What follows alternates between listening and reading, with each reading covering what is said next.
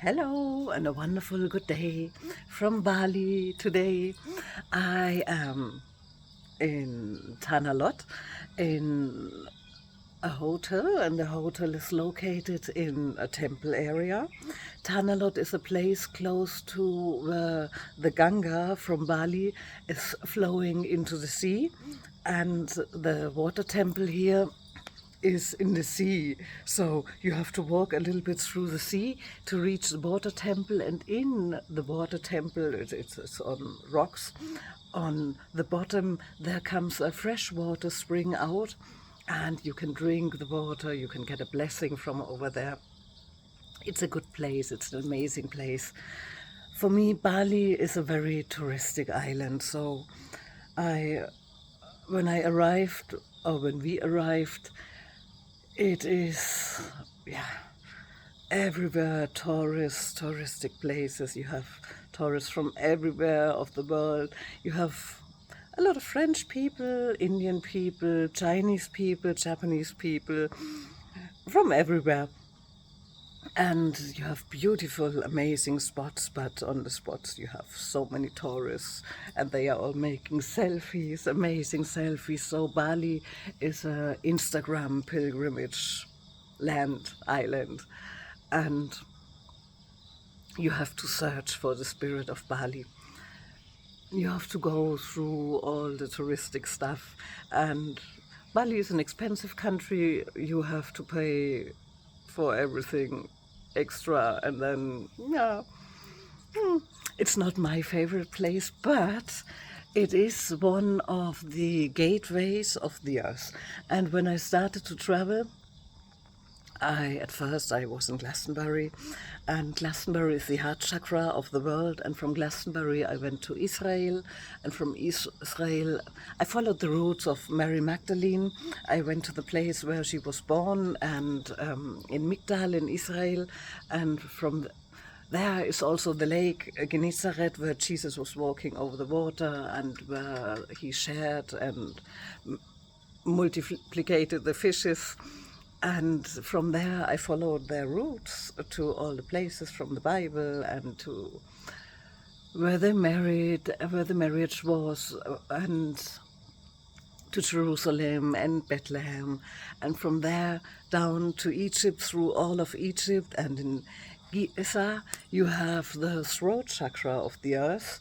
And after Giza I went to South Africa, to the Table Mountain. Hello, my flower. The Table Mountain is one of the energy gates of the earth. And then I was invited from Aborigines to come to the Uluru for a ritual to save the world, or for the future of the world. Amazing ritual. But I stuck in the airport because I didn't know that you need a visa to go to Australia.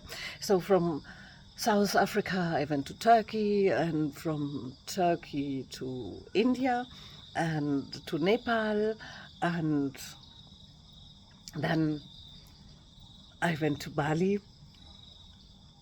Yes, and here I am. So, and next week we are going to another amazing destination. But I want to tell a little bit about the Earth chakras and the energy gateways of the earth. Some people are saying, woo, it's just a new created system. Someone drew it randomly on the map. No, it is not. It is old. It was created from Elohim, from angels. Now here you can maybe discuss about who the Elohim are, if they are aliens, if they are whatever. It does not matter. They may activate it and created the energy system of the world. And so you have the chakras of the world. They are located in different places, and you have the earth gates, and you have two serpentines that are crossing the earth, a male dragon line and a female, the rainbow serpent. And if you look at the world, if you would put it flat on a paper, it looks like an infinity sign. and the wisdom about that was kept by the Druids and other people on sacred places, on those energy places especially.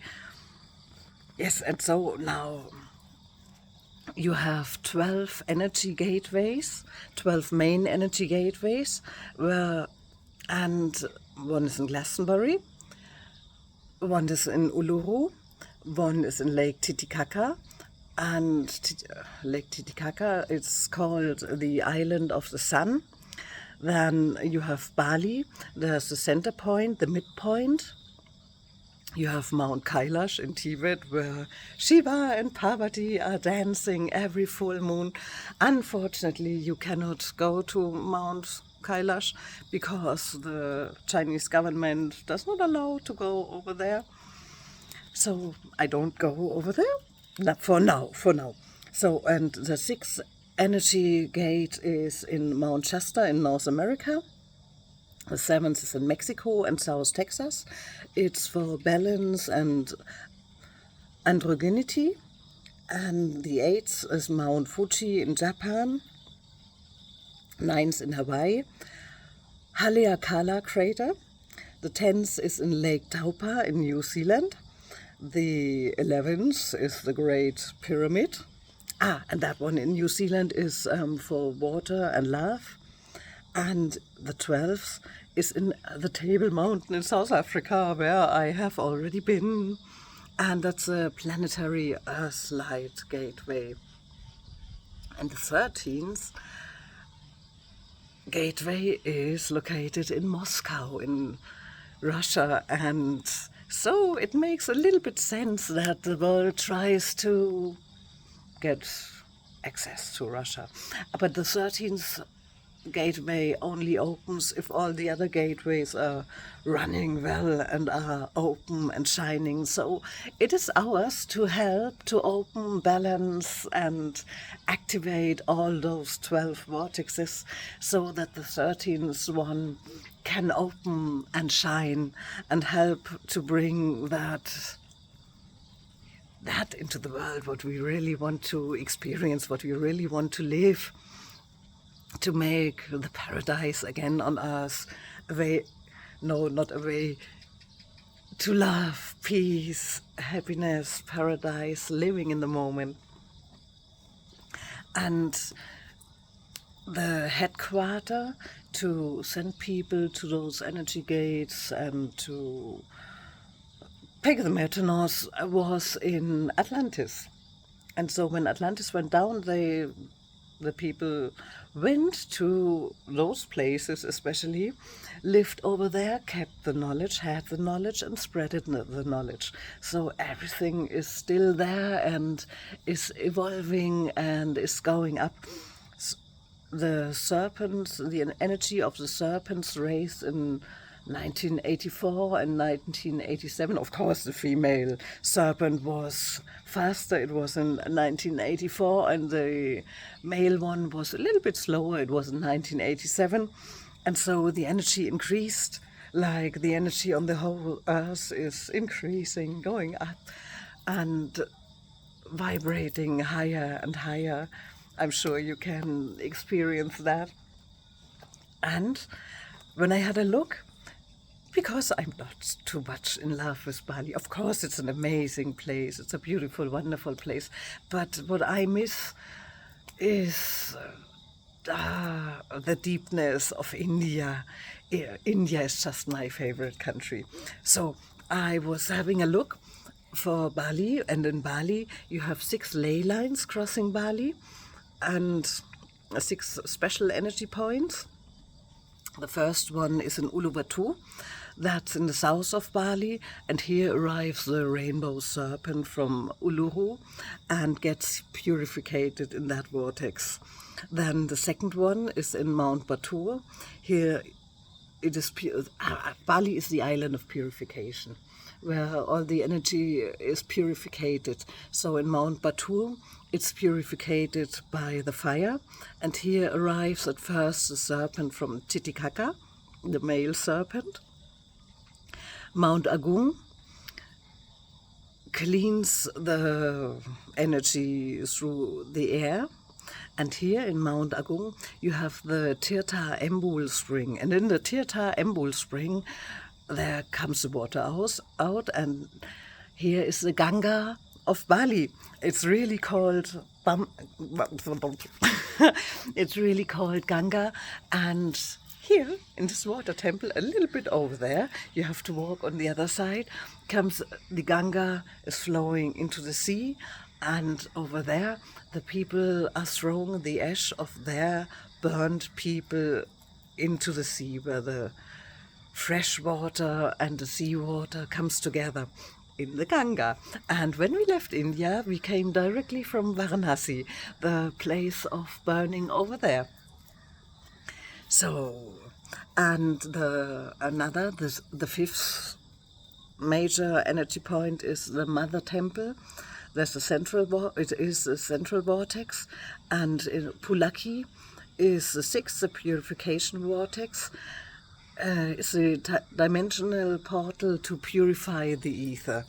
And as it is, we arrived in Bali and went randomly to places. The first place was Jimbaran from there, and we were playing in the sea, in the waves. It was amazing. Then we went up to Medevi and found nothing to do, so we went for surfing and rented a scooter and were just driving around randomly and saw a temple, went into the temple, and so part after part we were on all the sacred places over here. It's amazing. Only Uluwatu is missing, but we go there tomorrow. And the sacred places, then we went to Lovina, and in Lovina, yes, at first we also found nothing and just, oh no, that's not true. We went, saw the dolphins, and then we went for a trip to an island where nobody is living on, only deers, for snorkeling, and there were also temple over there, but it was another one of the holy places. Then we went to the Buddha temple on the foot of Mount Agung, Batur, and to Munduk and other temples over there, then to Ubud. And someone told there are special energy places in Ubud, and it happened that we had to change the hotels for several times, and so we've been there. We were sleeping very close to those energy places in Ubud without any thinking about it. We just arrive like on the perfect time, on the perfect place. And from there, then we went up to the mountains again and to a Shiva temple, and yes, and now down to Tanalot in the south. Oh no, it's not really in the south, but it hits the sea. And then to Uluwatu. Yes, and next week we are going to another amazing destination where I have already been, but I will tell you afterwards.